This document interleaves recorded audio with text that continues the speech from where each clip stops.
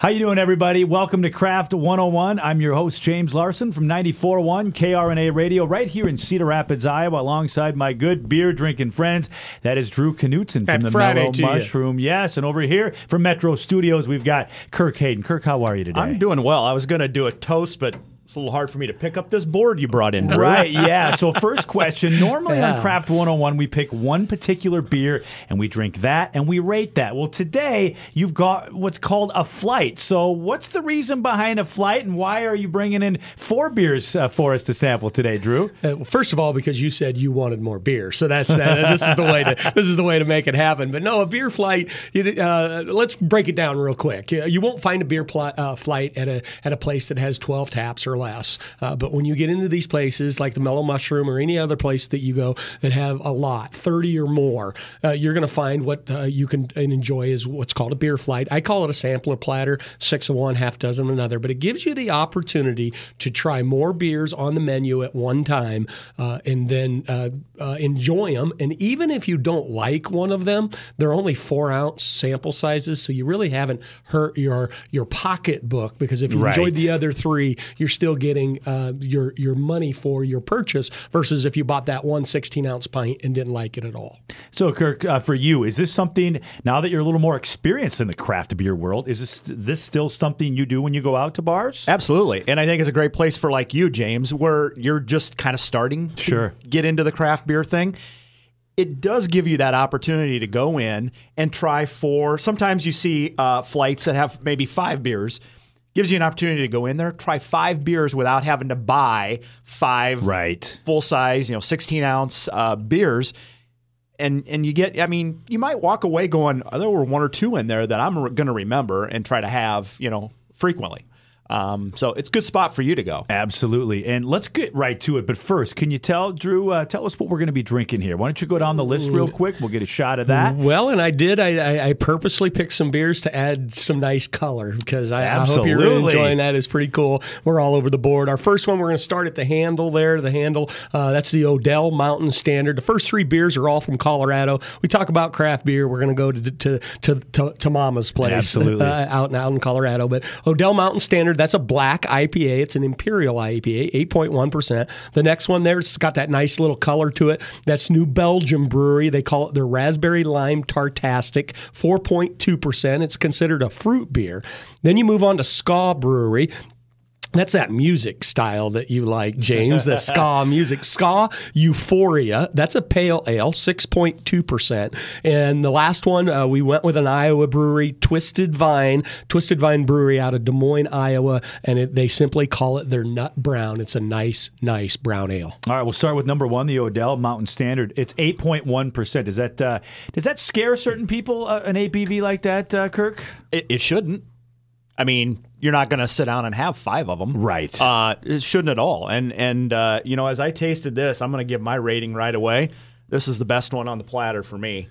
I'm going to give this a real hearty 4 out of 5 stars. 4 out of 5. How about you? And Kirk's an IPA drinker, so I kind of knew that before we were going to get started, which is awesome.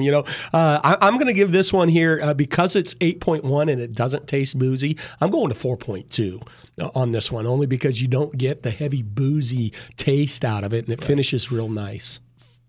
For you, Drew, when we look at this, I mean, this is much darker than most IPAs. Yes. So, why did we get to the darkness of this? Well, they have to, just like in craft beer, they keep trying to change a little bit about everything, keep the interest level up, and keep the variety where it needs to be. So brewers started to just adding, with the hops that they use, can turn the beer dark, versus if you go to pale ale, or number 3 here, most IPAs are in that category. Sometimes they might be a little more hazy, but it's that color that you'll get out of an IPA. But brewers are starting to go, especially during the winter, because stouts are so popular, they're brewing black IPAs. As the moderator of this, I'm going to do my picks at the end. I'm going to pick my favorite. So let's go with number 2. Out of all the colors I've seen so far, this is one, as you know, right up my alley. This is the New Belgium Raspberry Lime Tartastic. I like it. So far, this is the leader in the clubhouse, if you ask me. Yes, very sweet. You're very, very sweet. Danielle, our great camera person here on the other end that you don't get to see. She's sipping on some of this on the backside there. So, very, very sweet. It's a fruit beer. It's what to expect, 4.2%. What a great beer to finish with. And I'm going to guess you're not a fan of the fruity beers? Nope, I gave it a 2 out of 5. Okay, that's what I thought. This is one that I would never drink again. Okay, but really? At the end of the day, that's why craft beer is what craft beer is. It's so much fun. Let's go right into number 3, the Ska Euphoria. And yes, ska, that is a type of music. I'm more of a heavy metal guy. You know that. Classic rock. This is a pale ale, 6.2% alcohol from Durango, Colorado. We'll start with you, Kirk. What do you like about the Ska Euphoria? Absolutely delicious. I'm going to give it a 4 out of 5. I thought it was as good as the Odell's IPA. But again, this is for me, a pale ale. This is a step before an IPA, but fantastic. It's an easy drink for me. You know, again, you guys know from this show, I'm new to this. This is an easy drinking beer, and that's what I like about it. Yes, the 2 were for you. The outside 2 were more for me and Kirk, and I planned it like that. And you really can when you start to know and understand your styles. Which I'm really proud of James over here. He's really starting to understand from a menu before he's like they're all IPAs. I know. He's learning now that they're not all IPAs, and there's something else that you can enjoy. I'll be honest. This last one makes me a little nervous. The Twisted Vine Nut Brown. When I say nervous, I don't know what to expect here. Have you had one of these before, Kirk? Absolutely. Yep. Okay, I'm going to try it right now. A brown ale, 4.7. I'm not a huge fan of that taste. As you know, this has got kind of that Guinness taste to it, wouldn't you say? Little malty. You nailed it right on the head. Yes, malty. A brown ale, because of the way they brew it, it's going to have more of a malty flavor to it. Now, we're not talking Colt 45. You're not going to have to eat this with a spoon or anything like that. That's not what we're talking about. But compared to the pale ales, the fruit beer, this one definitely going to have more body, and that's what malt will give you. All right, guys. We try to keep this segment under 10 minutes, so let's go around the room and pick our favorite. I'll start, and I'm going to say the Tartastic is going to be my favorite. I like it. It just suits my taste. I don't think I could have 3 or 4 of these. ABV is just 4.2. I would want to switch it up, but I will say out of the 4, this is my favorite, the New Belgium Raspberry Lime. How about you, Kirk? Cheers. You know, end of the day, pretty close between these 2 right here, but I think I'm going to, as I always do, go with the IPA. Kirk, imagine that. Kirk's going to the IPA. I know. Shocking, right? Fantastic. Excellent choice, though. Well, I tell you what, one of these days we're gonna do some on sites, right? We're gonna do some weeks. You bet. We're gonna do some brewery tours, maybe visit some restaurants, things of that nature.